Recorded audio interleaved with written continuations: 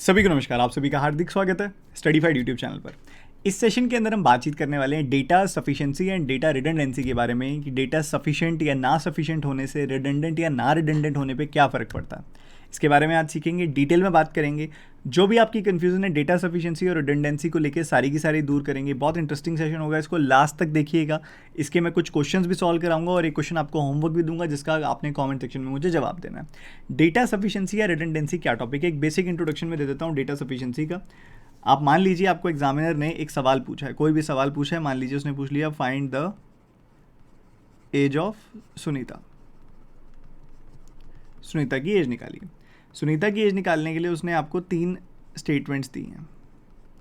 3 statements में से हो सकता है कि अकेली पहले से आंसर आ जाए तो उसको बोलेंगे ओनली 1 इज़ सफिशिएंट। हो सकता है अकेली दूसरे से आंसर हो जाए और उसको बोलेंगे ओनली 2 इज़ सफिशिएंट। हो सकता है अकेली सिर्फ तीसरी से ही आंसर आ रहा हो तो उसको बोलेंगे ओनली 3 इज़ सफिशिएंट। अगर अकेली पहले से आ रहा है और बाकी दोनों से नहीं आ रहा तो बोलेंगे ओनली 1 इज़ सफिशिएंट। अकेली दूसरी से आ रहा है, बाकी दोनों से नहीं आ रहा, ओनली 2 इज़ सफिशिएंट। अकेली तीसरी से आ रहा है, बाकी दोनों से नहीं आ रहा तो ओनली 3 इज़ सफिशिएंट। ऐसे ही 1 एंड 2 टुगेदर भी हो सकता है, जब 3 से ना आए और 1 और 2 टुगेदर से आए। जब 1 से ना आए और 2 और 3 टुगेदर से आए तो बोलेंगे बोथ 2 एंड 3 टुगेदर सफिशिएंट। और अगर 1 एंड 3 टुगेदर से आए बट 2 अकेली से ना आए तो उसको बोलेंगे first and third is sufficient. देखो, first and third together is sufficient, इसकी बात करते हैं।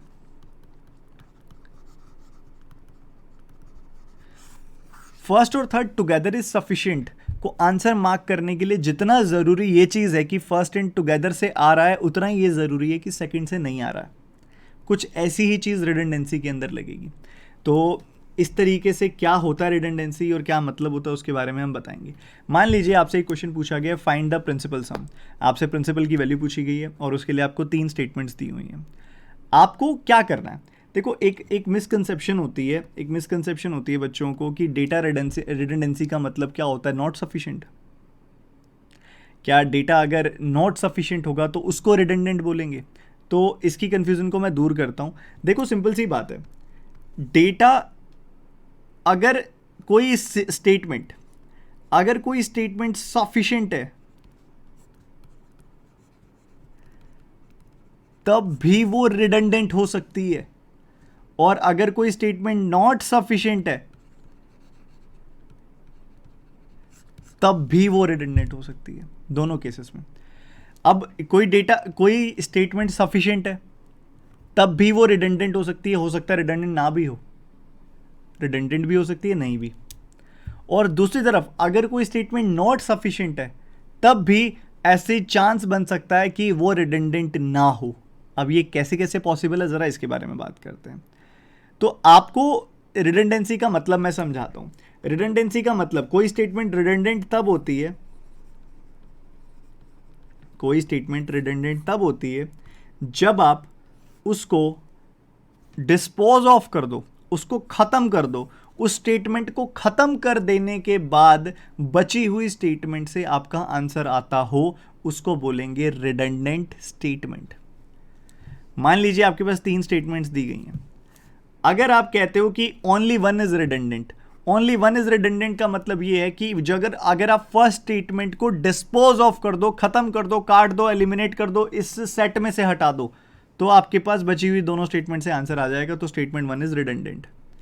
जैसे कि मैंने आपको बोला था, मान लो आपको एक प्रिंसिपल सम दिया हुआ है। प्रिंसिपल सम में आप पूछा हुआ है आपसे 3 स्टेटमेंट्स दी हुई हैं। अगर आप एक स्टेटमेंट को डिस्पोज ऑफ कर दो, पूरा उठा के डस्टबिन में डाल दिया, ठीक है, तो बची हुई स्टेटमेंट से आपका आंसर आ जाएगा। ऐसे केस में बोला जाएगा कि वो स्टेटमेंट 1 रिडंडेंट है। इसके क्वेश्चंस भी कराऊंगा, इसके एग्जांपल्स भी कराऊंगा, तो ध्यान से सुनते जाइए, समझते जाइए। अब 1 है स्टेटमेंट, 2 है स्टेटमेंट, 3 है स्टेटमेंट। आपको मैं हर एक चीज का मतलब बताता हूं। मान लो मैं लिखूं अगर स्टेटमेंट 1 इज रिडंडेंट, तो इसका मतलब ये है कि अगर मैं स्टेटमेंट 1 को हटा दूं तो 2 और 3 के कॉम्बिनेशन से मेरा आंसर आ जाएगा।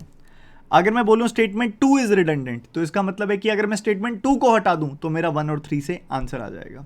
अगर मैं बोल दूं मैं स्टेटमेंट 3 को हटा दूं, स्टेटमेंट 3 इज रिडंडेंट, मतलब अगर मैं स्टेटमेंट 3 को हटा दूं तो 1 और 2 के कॉम्बिनेशन से आंसर आ जाएगा।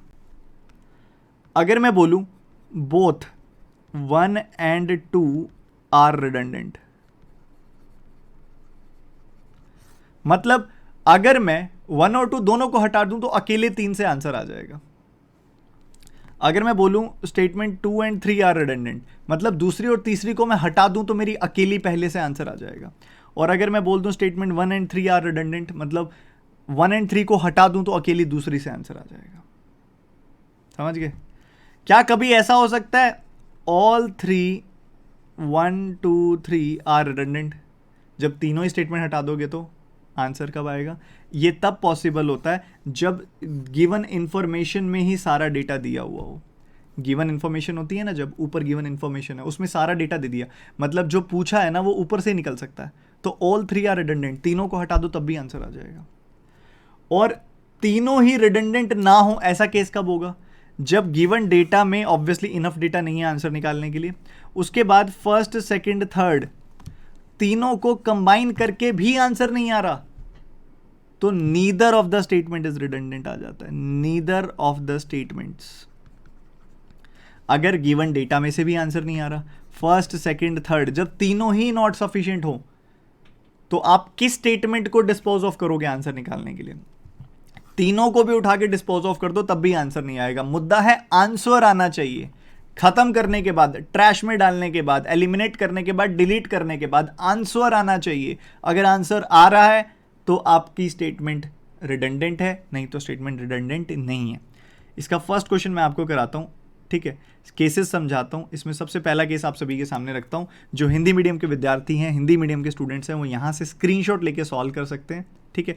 और मैं मूव करता हूं यहां पे। कहता है assume Vivek, Joseph and Ravi entered into a partnership of a food business and invested their capitals in 9:17 ratio. Time of investment of all three is 4 years। Find the profit received by Ravi. हमको बताया गया कि तीनों की जो इन्वेस्टमेंट का time है वो सेम है। जब इन्वेस्टमेंट का टाइम सेम होता है उस केस में हम समझते हैं कि जो कैपिटल इन्वेस्टमेंट की रेशियो होती है वही प्रॉफिट की रेशियो होती है। तो यहां मैं क्लियरली बोल सकता हूं कि इनकी जो प्रॉफिट की रेशियो होगी, तीनों के तीनों लोगों की, विवेक, जोसेफ एंड रवि, इनकी जो कैपिटल इन्वेस्टमेंट की रेशियो है वही रेशियो यहां पे होने वाली है प्रॉफिट की। हमें प्रॉफिट रिसीव्ड बाय रवि निकालना है। प्रॉफिट रिसीव्ड बाय रवि निकालना है, ध्यान से सुनिएगा। Total profit obtained by all three at the end of 4 years. Total profit obtained by all three at the end of 4 years is 1092K. Okay, and K is an even prime number. Even prime number तो केवल एक होता है, 2, तो K की value आ गई 2। K की value 2 आ गई तो मैं यहाँ पे क्या निकाल सकता हूँ? बिल्कुल निकाल सकता हूँ। ये कितना आ गया वैल्यू? 2000 और 184, 184, 2184 आ गया टोटल प्रॉफिट। 2184 मेरे पास टोटल प्रॉफिट आ गया। 2184 मेरे पास टोटल प्रॉफिट आ गया, तो उसके बाद क्या मैं इंडिविजुअली किसी का भी निकाल सकता हूं? जी हाँ निकाल सकता हूं। क्या मैं रवि का निकाल सकता हूं? जी हाँ निकाल सकता हूं।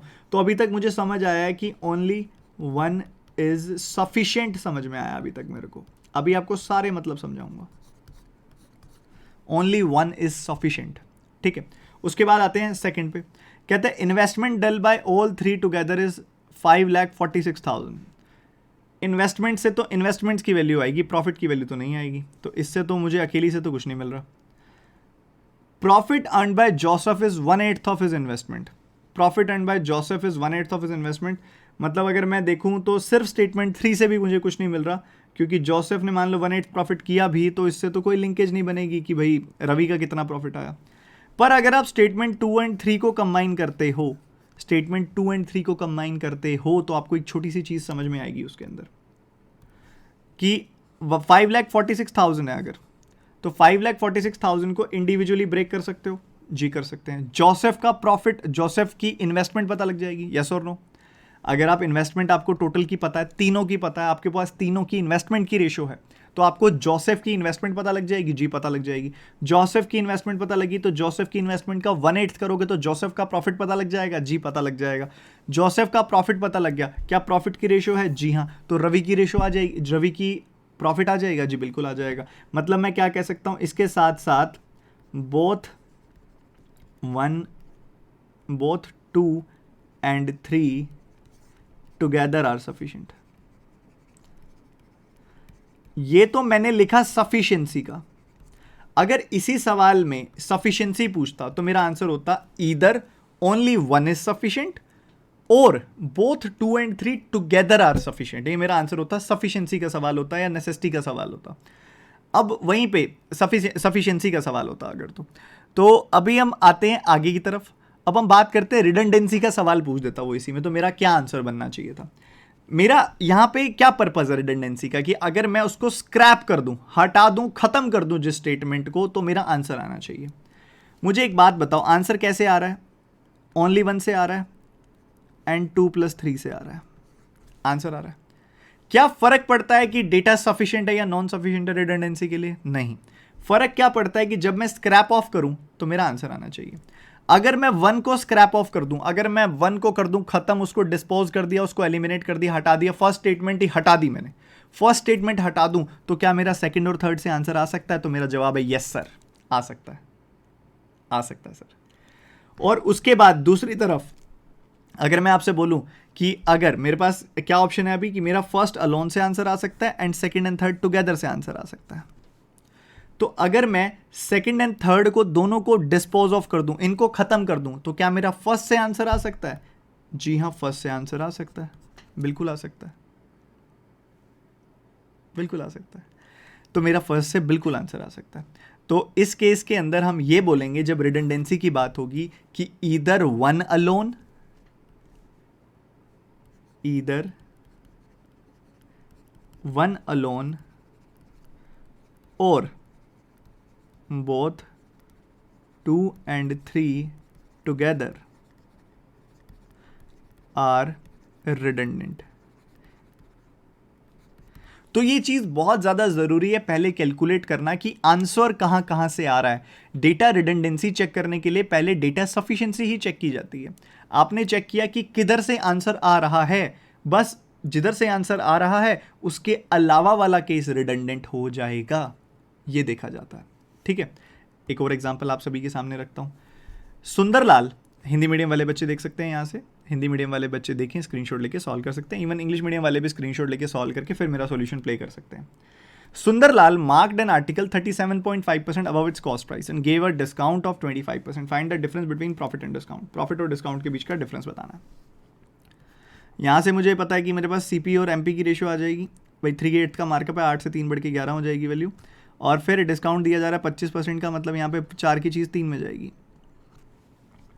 तो हम कह सकते हैं कि सीपी एसपी एमपी की रेशियो मर्ज करके दोनों इक्वेशंस को कितनी आ जाएगी, 32, 44 एंड 33, ये रेशियो आ जाएगी ओरिजिनली सुंदरलाल के केस में। ये सुंदरलाल का केस है, सुंदरलाल का केस। फिर कहते हैं Sundarlal himself got a discount of 400 rupees while, हमने क्या निकालना है, difference of profit and discount. Profits का प्रॉफिट है यहाँ पे 1 और डिस्काउंट है यहाँ पे 11, दोनों वैल्यूज के बीच का डिफरेंस आएगा 10 यूनिट्स की वैल्यू निकालनी है। 1 यूनिट की वैल्यू पता लग गई, 10 यूनिट्स की वैल्यू पता लग जाएगी। सो पहली स्टेटमेंट हमको क्या कह रही है, पहली स्टेटमेंट हमको कह रही है Sundarlal himself got a discount of 400 rupees while purchasing the article from the wholesale market. अब ये सुंदरलाल इस आर्टिकल को बेचने के लिए कहीं होलसेल मार्केट से लेके आया होगा, किसी होलसेल मार्केट से लेके आया, तो वहाँ पे उसको 400 रुपये का डिस्काउंट मिला। मतलब एक तरीके से जहाँ से लेके आया वहाँ का मार्क प्राइस, होलसेल मार्केट का मार्क प्राइस इस 32 यूनिट से 400 ज़्यादा है, बट इससे तो मुझे कोई बेनिफिट नहीं है, तो अभी तक इससे तो कुछ नहीं आ रहा।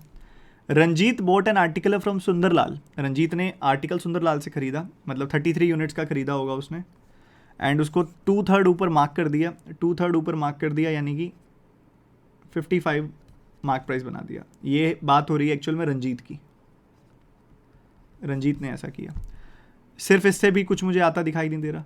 फिर कहते हैं Ranjit gave it discount of 2/11, 2/11 का डिस्काउंट दिया, इसका 2/11 का डिस्काउंट, ठीक है, रंजीत 2/11 का डिस्काउंट दिया और 900 में बेच दिया, तो मुझे ये पता लग जाएगा यहाँ से कि रंजीत का मार्क प्राइस कितना होगा।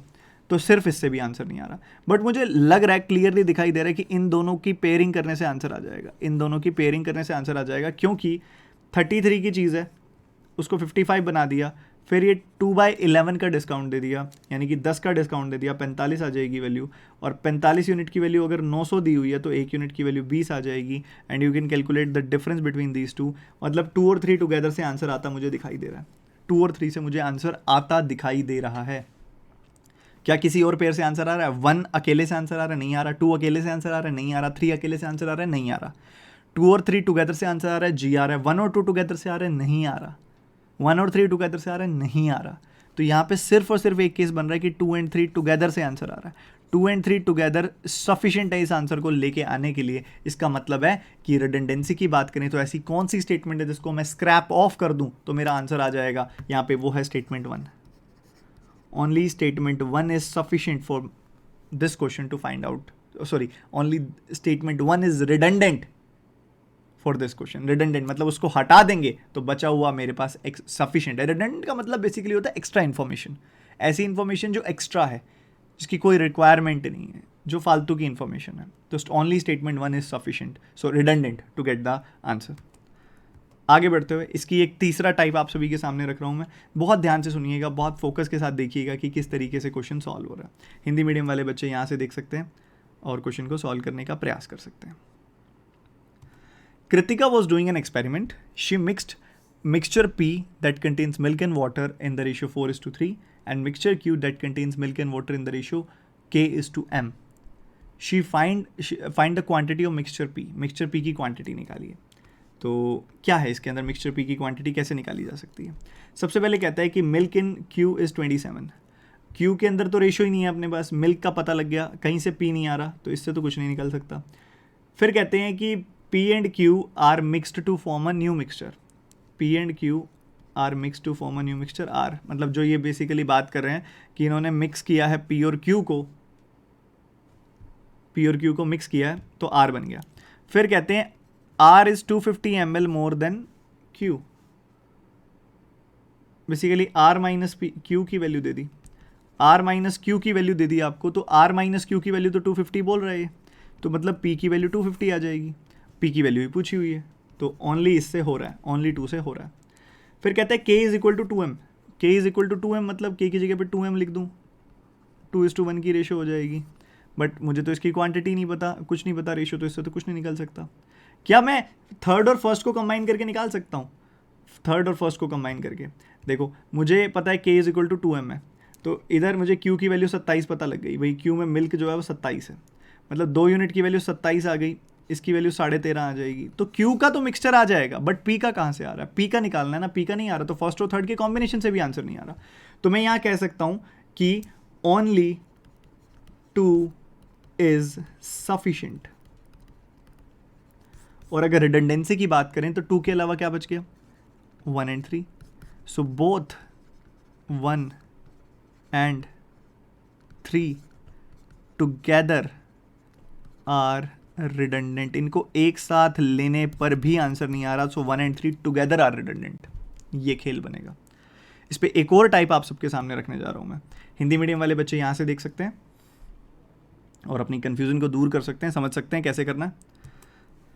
Side of square is 3 times of breadth of rectangle, find the difference between the area of circle and rectangle. Area of circle चाहिए, एरिया ऑफ रेक्टेंगल चाहिए, और उन दोनों के बीच का डिफरेंस निकालना है। तो 3 फिगर्स की बात हो रही है यहाँ पे, एक स्क्वायर की बात हो रही है, एक रेक्टेंगल की बात हो रही है, और एक सर्कल की बात हो रही है। ठीक है, 3 फिगर्स की बात हो रही है।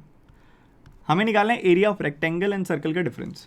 Side of square is 48, side of square is 48, side of square is 48 हमें पता लगा यहाँ से, और ऊपर बोला हुआ है स्क्वायर की साइड 3 गुना है ब्रेड्थ की, तो ब्रेड्थ आ जाएगी 16, लेंथ नहीं पता यहाँ पे। तो इससे क्या हम पहुँच सकते हैं area of circle and rectangle के डिफरेंस में? नहीं पहुँच सकते। Area of rectangle is 320, area of rectangle is 320। अकेले क्या मैं इससे पहुँच सकता हूँ? अकेले 320 के एरिया से तो मैं नहीं पहुँच सकता, और अकेले इससे भी नहीं आ रहा, और तीसरे में तो अकेले सर्कल का डेटा तो उससे भी नहीं आ रहा। बात होती है पेयरिंग से, पेयरिंग से आंसर आ रहा है। पहली बात तो इन दोनों के पेयर से तो आंसर वैसे ही नहीं आ सकता क्योंकि कोई सर्कल की डायमेंशन नहीं आएगी, ना ही फर्स्ट थर्ड के पेयर से आंसर आ सकता है क्योंकि फिर रेक्टेंगल की डायमेंशन नहीं आएगी। तो ज़्यादा अगर कुछ हो भी सकता है ना इसके अंदर, तो वो ये हो सकता है कि सेकंड और थर्ड से आंसर आ जाए। तो सेकंड और थर्ड से मुझे इसका एरिया पता लग रहा है कि 320 है। क्या सर्कल का एरिया बता सकता हूँ मैं? कहता है radius of circle is 3K, where K is single digit composite number, single digit का कंपोजिट नंबर। यहाँ खेल गया। पहला कंपोजिट नंबर कौन सा होता है? 4, अगला कंपोजिट नंबर होता है 6, अगला कंपोजिट नंबर होता है 8, और उससे अगला कंपोजिट नंबर होता है 9। ये सारे कंपोजिट नंबर होते हैं। अब 4 पॉसिबिलिटी आ गई कंपोजिट नंबर्स की, कौन सी लेंगे? तो ये भी अनश्योर सा है, कुछ भी नहीं है डेटा इधर भी।